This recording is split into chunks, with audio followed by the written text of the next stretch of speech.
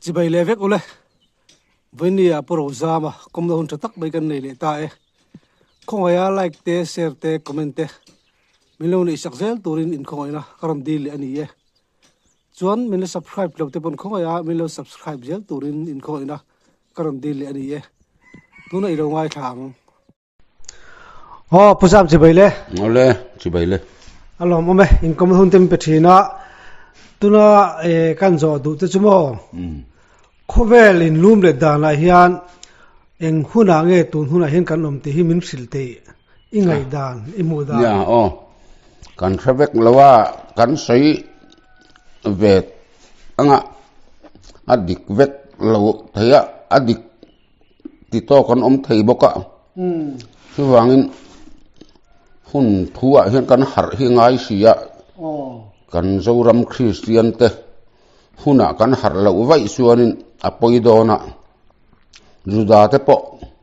huna an har lawa ran thi senin thoina hun kha pathian thinlung lama kan selani to chu chu an la tung ding lui khata tanan la kho a khamia khanin an beng belan chul nu ma than he man ngai po le khan pathian mel man in siama pathian an ti thin ura chu ta chuanin an ni ngaya chuan an sa khokal phung pang ngai khan kal reng tur mon tia wang khan khata khanin pathian du zong ti reng an in siat lai khan pathian mel man in siam ta daya chumi omzia chu ajiak thu danga mak nei chu i re tia pathian thuin pathian na mak to nu thu thunga kha juda te khan an la pom lui tlaka pathian nga ya ui ren lo ni ta zo ka chu tiang deuh chuan thu thung in tha ka hian hun in tha mi thiam ho tong kama dispensation an te thu thung in tha ka hian huna hian kan harangai khop me mo zoram chu han sei duai la revival kan harak kan du tok maya hlim hlopa hian nama kan harangaya huna kan harangaya chu tiang deuh chuan har na tur nun thua kan har te ngaya chu wang chuanin har dan tura hi chi rang rang a oma huna kan har hi ngai em ya thil a hun to lawa ala hun moti kat chuanin antelang chuna hian mutluk tukila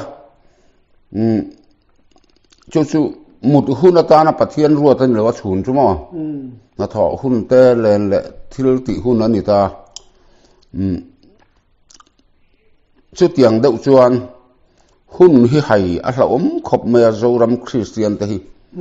tun hi eng hun nge ti zongin khovel pumpui ang pon ani lain zoram tan bik ni zual ta sila kan Christian na hian pathian thui kan chai pe lo lu tuka kan thurin bu bible poi kan share zau lo lu tuka aziak thu history na po hi kan shelo le lu tuka po upa hau po fiam thu ti takin ka ti china aziak thu atheuri mai po hi in shelo le lu tuka aziak ina tum le akal phung ani na a om je khatur phei chuan kharawa tanga zir angai to sia so wangin aziak thu riat po hi a hlu ama cho ziak thu riat ruata tok lo a om zia atum ma khasiat telangai akal phung te chu wangin pathian thu hi aziak riat ringot hi pathian thu sia kan lani lo ta ka ti amo chu wangin aziak in atum ma khasiat angai boka chu wangin hun hi riat thiam angaya kan kal phung pa ngai ringa kan kal hi pathianin ala pom ringe mukan tia kan ti mai thei atuna po hian a hlim hlop lam te po atha kan tina sa to lutuk mara chu nun tak kan dei pha mang si lo wang hian nun tak nei tur chuanin har sat na kan to ngai tur na mang an na po kan to ngai ni aram ang an namang pon mo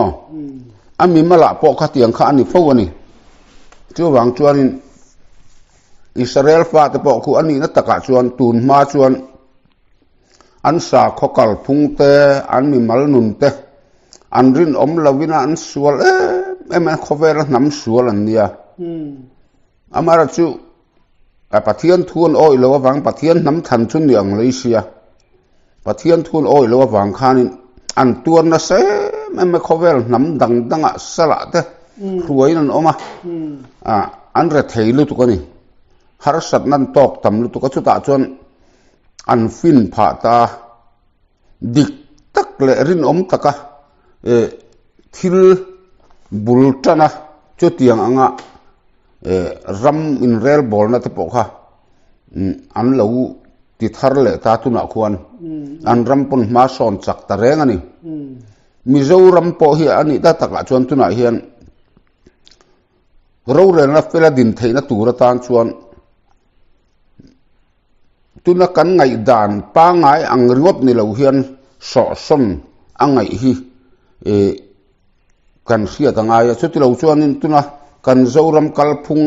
ringota hi chuan kan christian na niamo kan sa kan politic ram ro rel na pon isla angai ring kal ringot tur hi mo kan tita eiru honen eiru ring bokamo khatiang reng tur khamoti hi ol khop ma chu wangin eiru ho tele misual ho tena an eiruk thei to lo na tur ta ra ruam man na siam khangai ni chu tiang chuan angai ringa kan chuan adan ture mo ami pui tam takhi chuan kan ngai ringot mai ni chu wang chuan mi nei nong deuh le thil ti thei deuh waton khan kan man hlel mai mai a chu wang chuanin kan nun hi tak thei lawa se om tam tak kan tuara har satna te kan to huna tuna kan kalphung ang ni lo hian abula tangin atharin ro re na khol tharin administration thatak nei turin bulta na ngai ta ni chu ti lo chuanin tuna hian kan kalphung pa ngai hi ala tharenga mo kan ti pathian in kan sel to thin siamo a thu thlung in thak zela po hian a hlim tha le a en tin na ringot ta kha tam tak chuan kan la pathian thu ta em ya khami a hlim tha ringot te khachu atok lova atak lo theng zela kha kan mu thiam ngai ta ni chu wang suarin a hun zela ran thi sena in thoina hun aliama an mani chun liaman latimia lo Israel ho chuan juda ho chuan ma serangin teini chuan liam kan ti ta tuna chuan Isu Krista thi sen thu thung atanga zon chua kan ni ta ni chu chu tuna hianin kha in thoina thu thung a in thoina thu thung ka ti zorama hun masa kal liam to kha khongai na wanga chanchin tha kan khila kha khongai na chanchin tha ringot hi mo kan tia chanchin thai tam taka oma khongai na chanchin tha oma Krista le alal ram chanchin tha oma chatuan chanchin tha po mani so wang chanchin tha han ti ringot hian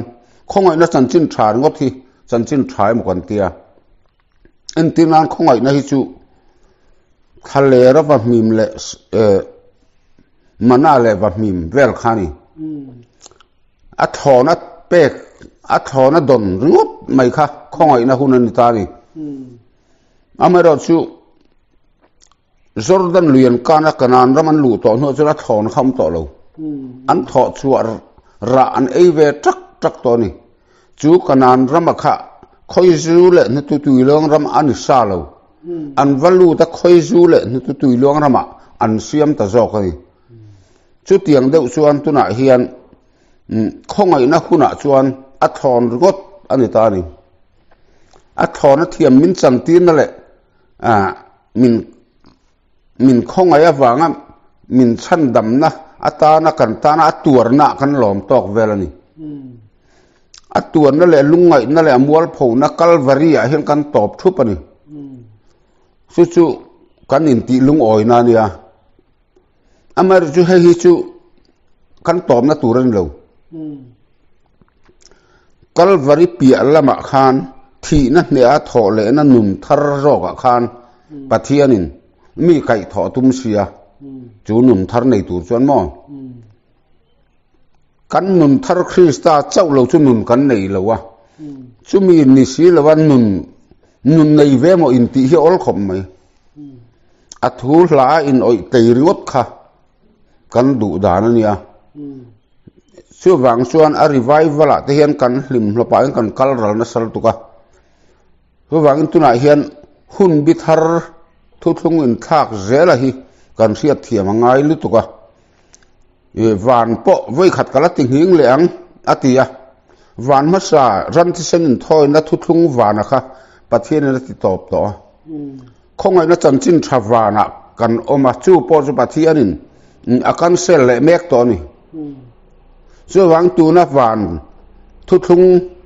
nung ber an hne na ka thu thlun tur chu nin nung an hne na ka thu thlun tur chu an mani koman mani ka leng boka an tan pa kan ka tan fa ta ni anga tia chu in chen chil na thu thlung tak tak in luwa ton na akha tuna chuan ani to sia chu wang chuan in chu thu thlung nung ber kha van thum na ti te pon kan soitani van han tian khi mi van chong duwa ta ni lawa a thu thlung zel khatian aron in thak chho zel zoka chu wang chuan a thu thlunga pathian om zela pathian om na piang kha van ani zel boka chu wang chuan khonge van ram hi po ti la pathian om na piang hi van ram alo ni zel ani ti chu hla siam tu te siam atang pona lang siang lu tuka nang yom chon lei van jang thin ti te atam lu tuk khatiang khan om na mun tin van ani ti te kan ne na nang om lo la khovel ka tan thina van po ka tran ram tu ra tiang khan van po kan tran ram tu ra tho wangin pathian om lo na thu thlunga pathian a rau san to amak to thu thlunga khan kan omang ti hlom khop me ni chu wang chuan pathian nin athar zela kan khovel hla kan ti dong en lap songa ka sui lung le di man thar zela tiang deu khan athar zel kha kan man thiam zel ngai do na ni chu ti lo chuan pathian ina kan ser to kha kan lo chul num ve hluar ang ti hlom takani hun bi thar zela thu thunga thak thar zela chu kan lo mu thiam zel ngai a hluya mi te khan a thara mi te khan do vak zela mo chu tiang zel chuan tuna po hian he thu thung nung ber ti mayang Israel ro puina thu thlung tha po kan ti ta Krista le alal ram chan chin tha thu thlung tha po kan tianga khamia kha he zentel ti lan eng khong ana chan chin tha hian aron khathiam thei talawani ahun lai ta na thalu tuk kha pathiari a pom tho a tling tho ahun lai chon ma se ahun to lo wa chon akan sel dai me a thar aron hung chuak dai to chu wang tuna po hian pathian ina thu thlung aron thak le mek to sia khovela hian hun puin thak zela hi chiar thiam ngai khop maya chu mi zo ta hian kan pathian thu zir thape lo lu tuk hian kan khathiam thei lawa Sunday school a the kan zir mang silo heti lampang hi mo chu wang chuanin kan Christian dan te po hi a ro pui zong la chang kang zong in kan kal ta vaka ti tak taka chuan zoram ta chu kan Christian na la rei lo em ma kum za chuang hlek chawal ani mo khovela hian he Christian khongai na chan chin tha zentel ti lana enga hi hun rei lu tu kan lo kal pui to ni cái này chú không ai nó hun top lắm à dâu ram chú dồn chuối khăn cháu vậy số vàng đã top lắm anh ăn khan tu nãy anh top lệ mét ta xí à không ai nó chân chân thà hun hi mò không ai nó chân chân thà ni là win Krista lệ alal ram chân chân thà hun à kan lu to xí à sumi tak mai chu tam tak chuan an oi thiam lo ta ni chu wangin kanan ram khen ma mo a phai zola te in beng bel tok kan boka kanan ram lu kherangai lo tiang dewin tin thalera khanin manale vamim te a thon ringota khongai na wa thiam min chantir na lai kha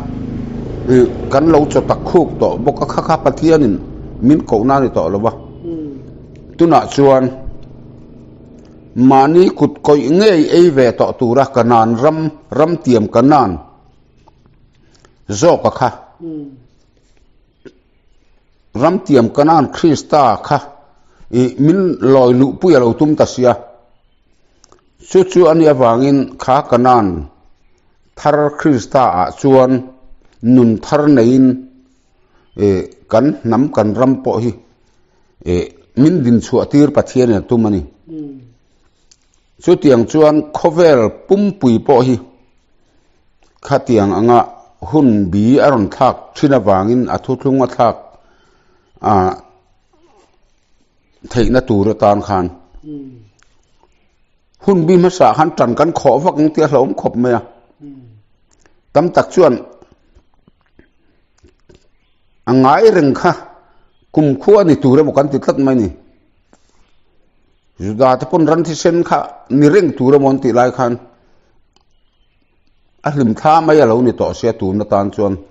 khongai na hun tan po khan ma se kha khongai na hun po kha he Krista le alal ram rong bol na tur ta ni chu a hlim tha chau lo ni to zo ko se wangin khongai na chuan min siam thap halo ni ka sei tong khang kan tu kan fa te po thunun na le vuak na le vau khan na tel lawa a tha lom tia ngai zam mai chuan kan fa te an tha thei mi alawang so wangin he mangai na tak ka ro rel na atanga fa ta kan en kolanga ya mangai na chu tuar na te ro rel na te ni chu tuar na le ro rel na tel lo chuan mi hring nun hi a siam that thei lo an pangchang an duata no pang te po kan duata khati ringot tur khani lawa mishing siam that nan khodur ngai tiang deuh khan har satna angang an ngai tur min mangai lo mo an ti hial na tur khop tur na te po kha an ma mo thei ani an nun siam nan khan chu wangin fo India po hian zoram chu tu na kan kal phung pa ngai ai chuan kan la zalen lutuka kan la nuam salutuka chu wang chuan kan Christian na po tak thei lo ani communist ei lo lut sela Christian ni awang hianin tan te le vuak te khem te tok na sai la ati tak vek chuan an ti takanga ati tak lo vek chuan bang dai anga chu chun me ya tuna kan Christian dan hi chu del dul takani chu wang chuanin zoram thar kan ti te po hi alo then na tura tan chuan kan mi mal nun he thar ma sak ngai siamo nun thar kan nei lo chuan zoram thar lu tlak kan ni don si lawa thinlung thar tel lo chuan zoram thar nuam don chuang lo kan in el rel thau chuan mo kan in si ka kan in husit thau chuan zoram thar kan ti te po kha a hlu don chuang lo wa chu wang chuan zorama hian po hian pathian in thil tum aneya chumi atan chuan fatak thunun na anga pathianin har sanak kan to hi aphala thim thua ni kan ti te alo thena chu tiang anga khovel sarkar in lumlet vela hian ama busai chuma sama chuan ni ta in ka ria o ka ha chiang lo deuh mai thei in vel nam te ka in sual ti ra ti chuan nang ni chu kala chuak mai don cheuhlom atia tiang khan chuwang tuna po hian China le chuti khati ti atam ta Taiwan ti vel Russia le Ukraine ti vel te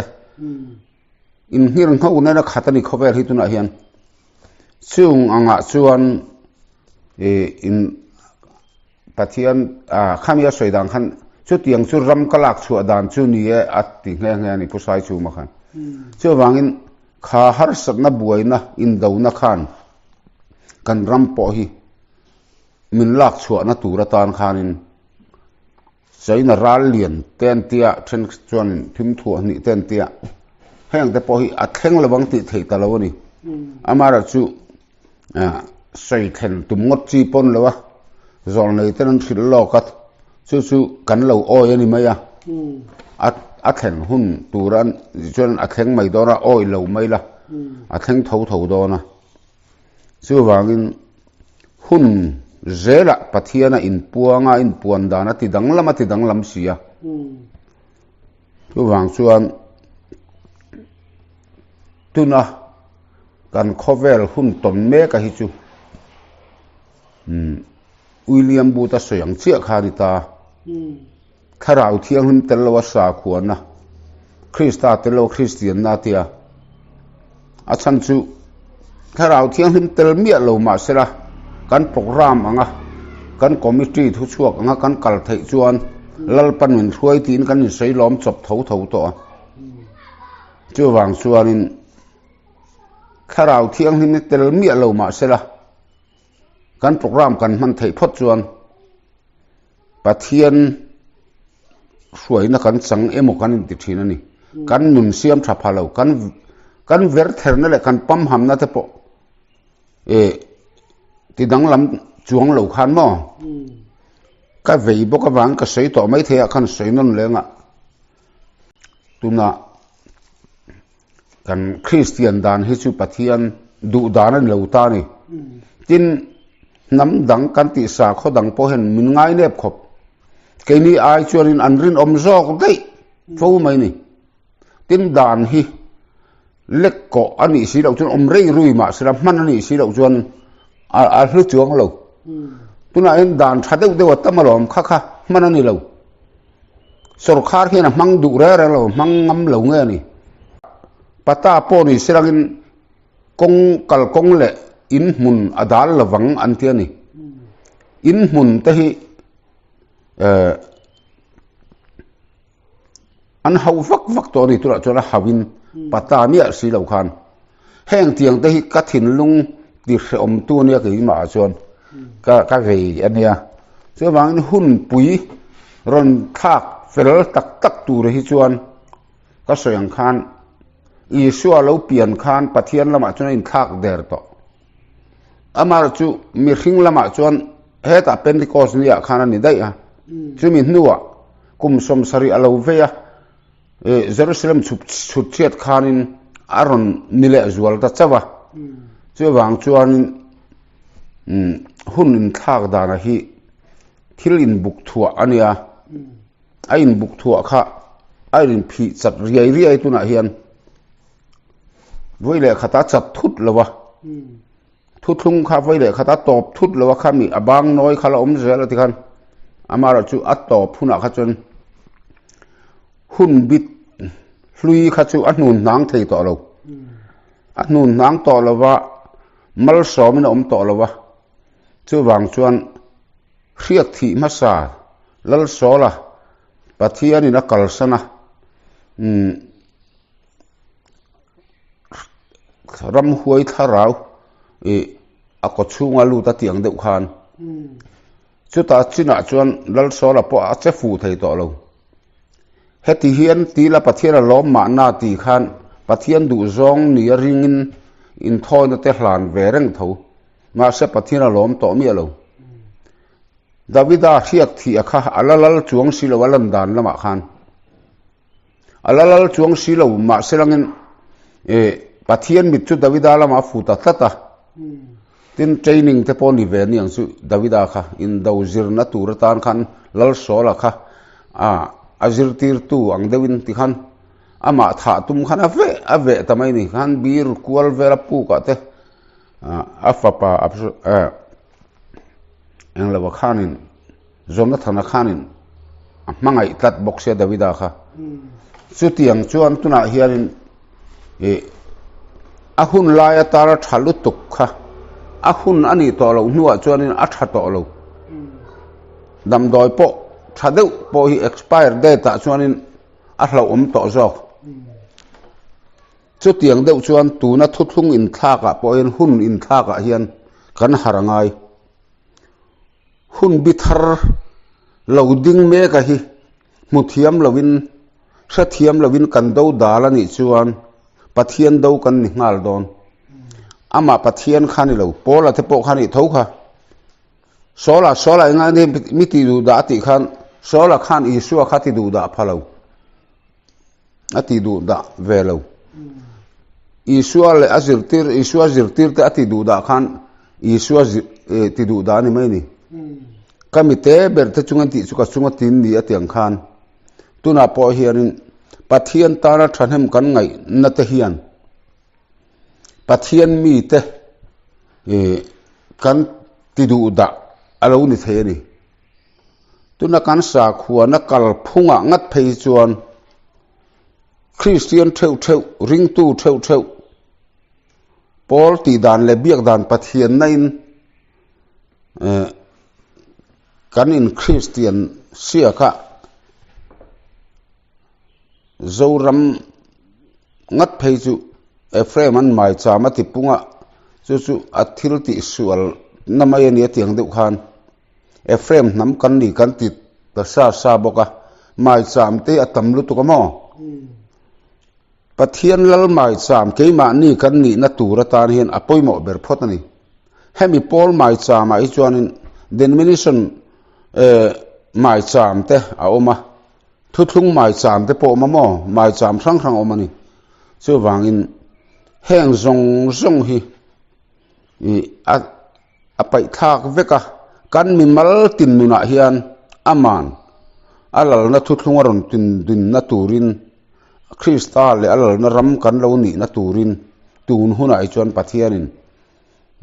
kan ram po him kowa tin khovel po hi lut chho meka hun bithara chu ni awang chuan thuthunga ro in thak chho zela khongai na wang ringota khongai na wanga tharau chandam na ringot ni to lo khan nun tak nei turatan athi na ringot ta intilom to lo khan atuar na mual phona khan intilom tok velania a tho le na nun thar zoka khan pathian lung oi do na I suwa po kha thau ta mi lo sirangin tangkai na nei don chuang lo a thi na ringot khamo a tho le na chia khan ro puina changta choi moi ani theita ni chu wang chuanin keini po hi atuar na ringota intilom to lo khan ama thole nun Krista kha kan nun ani ve huna ama thinlung kan put theu chuan in hal taina thei to lo ama ril ru kan neya ama an na ne mi siam pui tin hi pathianil tum sia chu wang chuanin kan Christian dan te po hi kan Bible hi kan zir chiang tok lo hian ka helu tuka keipon ka sei fial zo lo ma se karil ru hina man a chiang sia chu wang hun na hian kan haranga yani hun bithara zel kan chuan kai ngai a hlui kha pathian a hnol to kha kan lo la pom tu tang ti a hloma ho wangin tun huna hian pathianin thuthung thale zual ama lal na ram chanchin tha thuthung nga mi lu puya tuma chumi chu kan sei ve ani maya lali su apona soya kola ni a sen a kol sen chuan ko thadon in ti thin ngate hun chung sang in hriat lo atiang deuh khan kan ram Christian te hian hun chung chang hi kan hriat angai hun puin thak ma hian kan har angai huna kan har lo chuan zentel tilan na eng khong na chanchin tharingot kan vavul rengani chuan pathian melma kan siam ve dai thei juda te ang khan thu thlung wal liam to kha kan lo chul num vak vakanga hun bi thara kan chuang kai thei lawanga so wang chon hun bi thara min chuan kai tira tum to wangin tuna chuan he pathian thu a hi nakina thleng tur kan ti zela alo thlen to mek pon ala thleng lo mon ti tat zel juda te pokhan mesia khalo la kal lo mon ti tat mai ni chu wang chuanin mesia lo kal tura chu an langa krenga tun kheng pon langa ka alo kal non le don ani chau zo ka mo chu wang chuanin alo kal nam sa chuan chandam na atan arun kala tuna alo kal le na chon ro rel na ina lo kal don ani chu wangin lal ni na in mo ma kha chuanin chia hlo ni na in boy ni na in tlom takin alo kala alo kal le na tur hi chu ro rel na lal ni na in alo kal to don chu chu khovel hian athira tuna pon pathian ro rel na vekani sarkar lian pui po adu du so ya sopa mi khoi dang lam thei tu chu pathian ani amo wang tin man ruwa po mang tang kai thiam se tana pathian mang tang kai kan tiang deuh khan sarkar milim ba sarkar pon lo se pathian hen mang thiam le tu man ruwa eng po mang thiama adu dan ina mang thina so wang so ra thu nuai mi vekan nia heng sarkar te po hi so wang chuan heng hian khovel hun thar loading tur atana in buat seina huna tuna hian kan lut me kamo so wangin do mai lawa he thu thung hun bi thu thar chanchin krista le al ram chanchin tha thu thung hi vuan turin pathian min du thewani ti khak du tok mai o ole in kom nun thatak mai pe ya kan lo me ole lo mo me